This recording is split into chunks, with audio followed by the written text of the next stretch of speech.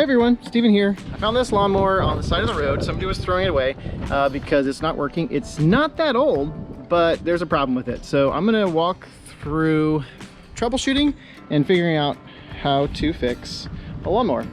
So no matter how many times you try and start it, in this case, it doesn't work. I've tried pulling it lots, nothing happens. Lawnmower, small engine, needs three things. It needs fuel, it needs air, and it needs a spark.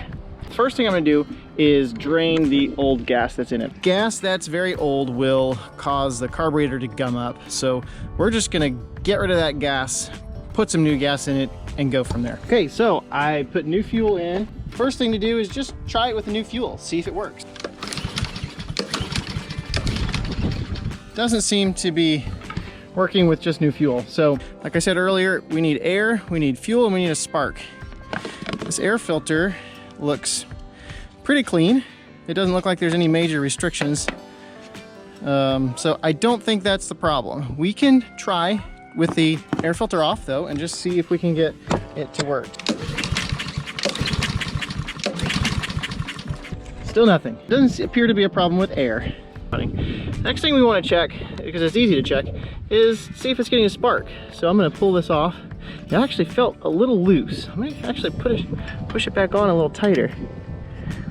Oh, it clipped in. That feels a lot better. It's very possible we just didn't have a connection to the spark plug.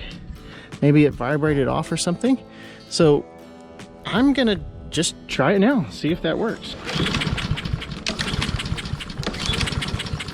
So, still nothing, but it was worth a shot. So what we're gonna do now is we're gonna take off the spark plug, pull the plug off. You'll see there's a metal contact in here which connects to the top part of the spark plug. If that's not seated properly, you can have problems. So I'm gonna use a little spark plug wrench and just take off the spark plug.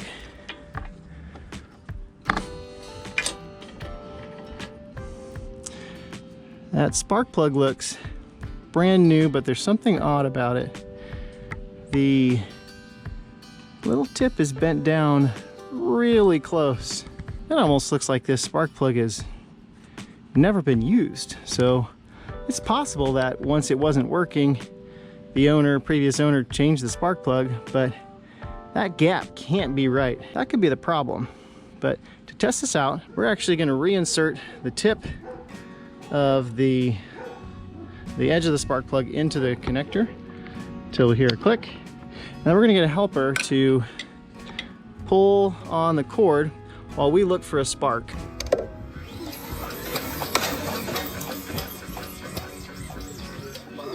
Okay, so in that test we actually could see a spark. So now we're going to take the spark plug out and actually properly gap it. So it could be that the gap is just way too low. It's not getting a very good spark. Here's a higher magnification view of the spark gap. Very, very small. We're going to show you what it looks like after we fix that gap. For this particular engine, a GCV 160, the spark gap is supposed to be between 28 and 30 thousandths of an inch. That is much smaller, so we'll show you how to do that, fix that gap. So what we're going to do is use a spark gapper. So one thing we want to make sure to avoid is contacting that center part of the spark plug. That's very brittle and could break if we hit it with pliers or anything like that.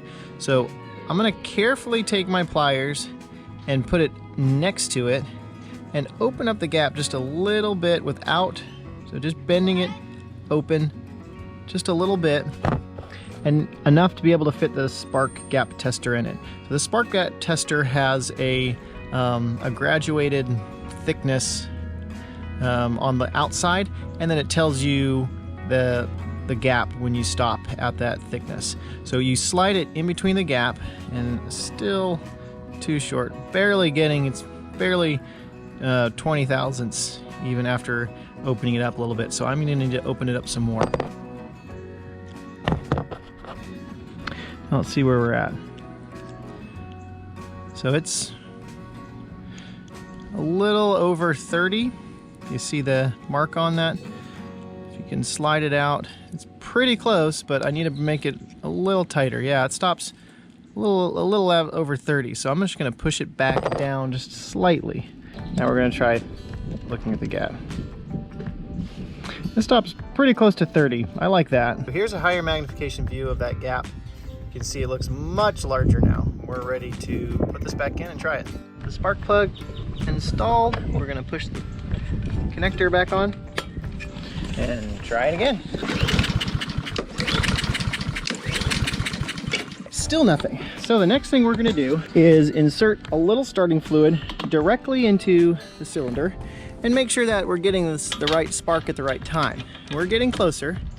We're almost there to figure out what the problem is, and then we'll be able to fix it. Or if you don't have starting fluid, you can always just put a little bit of gasoline right into that hole. But look at some starting fluid. Any starting fluid, it doesn't matter too much. I just have some. I think I got this at a garage sale. So we're just gonna spray that right in the hole. Right now, you have to quickly put the spark plug back on because you don't want that starting fluid to evaporate. So throw that back in there, twist it on, and then we'll test this out pretty quick.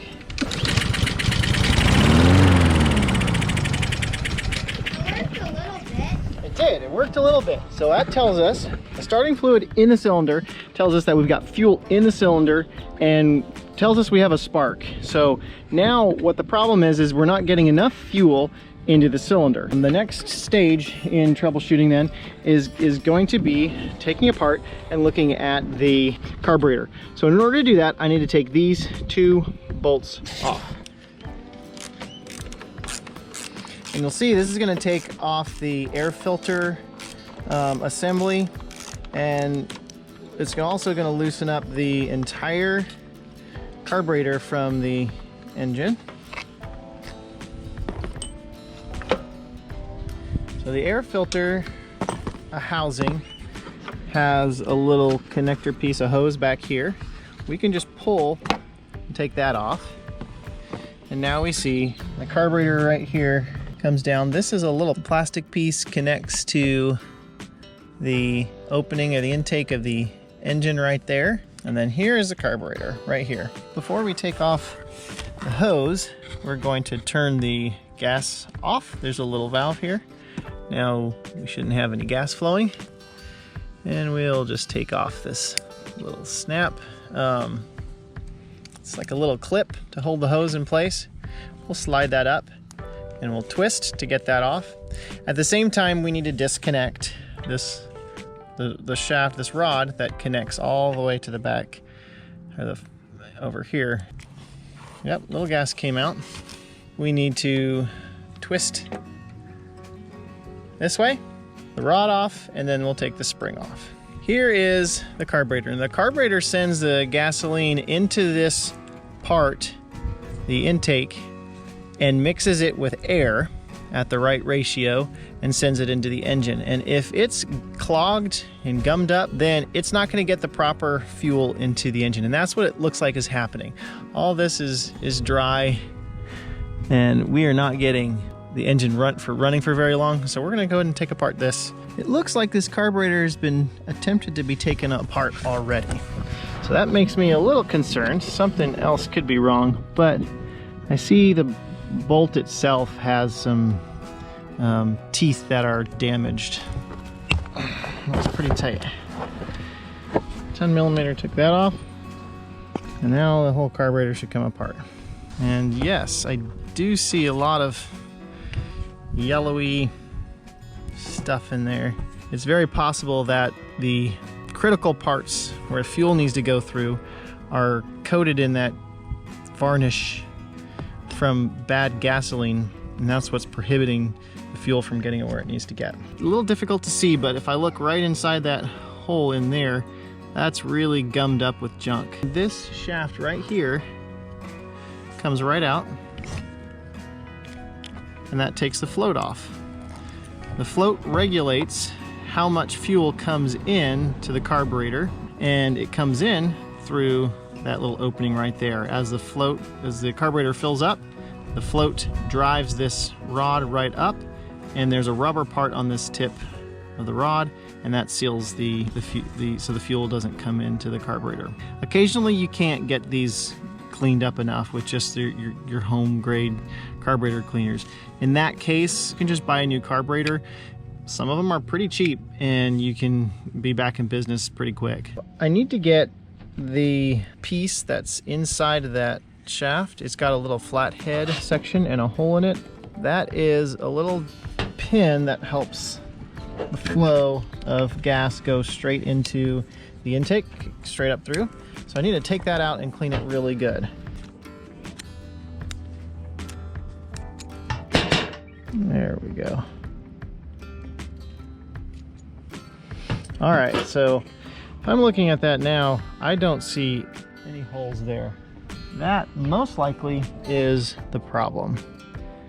That is completely clogged. You can see a tiny hole on the one side and a little bit larger hole on this side. The diameter of the hole is what helps control the amount of gas that gets into the engine. So if that's completely clogged, you've got zero fuel getting into the engine. And that's kind of what it seems like is happening. So I think with this little piece, I think we found the problem.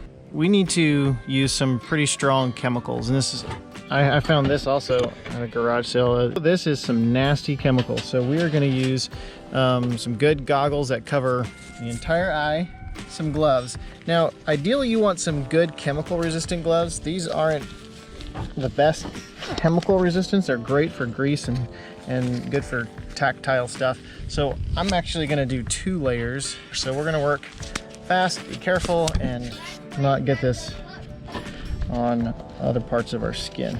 I'm going to put the nozzle right in the center of that orifice and try and blow until it comes clean. I'm not even getting any fluid right through it. It's just coming up and out. My wife had this little tiny pin. I'm just going to push this right through that small orifice opening. And it is really stuck. It is caked on there, so this is really difficult. I'm going to have to work this and keep going until that hole gets opened up. Okay, now some more cleaner. There we go. Now it's coming through. The other area that we now have to clean, because there's probably a clog in it as well, is straight down into that hole. It goes all the way up into the inside of that intake. Nothing's coming out. Oh, I can see a little bit bubbling up through. So a couple of places it's coming out. I'm just going to keep sending it in there. So as I'm cleaning this, one thing to note, which is really important, is don't save gasoline in your tank over the winter. The additives in the gasolines nowadays are even worse on these small motors. Drain all your gasoline from your motor at the end of your season, and if there is some left in there at the beginning of the season, dump it out and use fresh gasoline. It's looking much better. Now we'll put that orifice back in and we'll be good to go. Just spray a little in there and get a rag to kind of wipe it up. Let some of that cleaner sit on some of that stuff. All right, so I can take the rag and just clean on the inside of this bowl and get all that varnishy stuff on there off. We don't want any of that to get back into the that orifice and clog it up. Now I've got the bowl pretty clean. I'm gonna reassemble that. Before I do, I need to make sure to get all the parts right for the float. The pin, slide the pin into the notch there and just hold it upright, and then let it slide gently into the hole. You can take the little metal shaft and just insert it right into that part. Now the float is working and on. The bowl, and tighten the 8mm bolt back on the bottom of the bowl. So now it's time to put everything back together. And one thing I noticed, this was assembled incorrectly. There was this felt filter back right up next to it. This is the way it was. This felt filter actually belongs right here. One of the ways you can tell is the diameter of the opening here. I'm gonna put this back on correctly. This part is gonna go here, like that. Then this filter then the carburetor up here like that. In order to get this all on, one way to do it is to use the bolts to help hold things together. So that'll keep that on. The carburetor, slide it into the hole.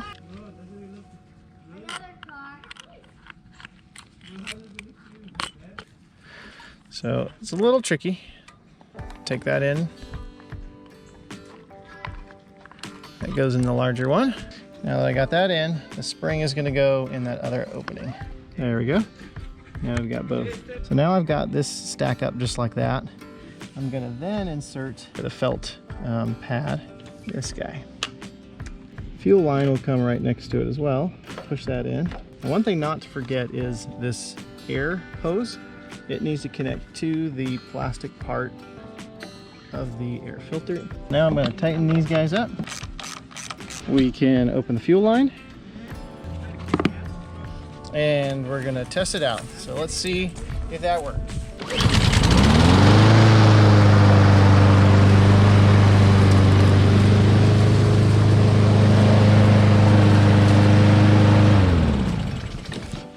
Cleaning the carburetor did the trick, so I hope this video helped. Go through the whole process of troubleshooting. I've repaired countless motors like this in my time as a landscaper. The amount of problems that can happen, I mean everything from the air filter to the spark plug down to the carburetor, they can all happen. So I hope this process is helpful and you can use this to fix your lawnmower and get back in business. So thanks for watching, please subscribe and we'll see you again next time. Bye.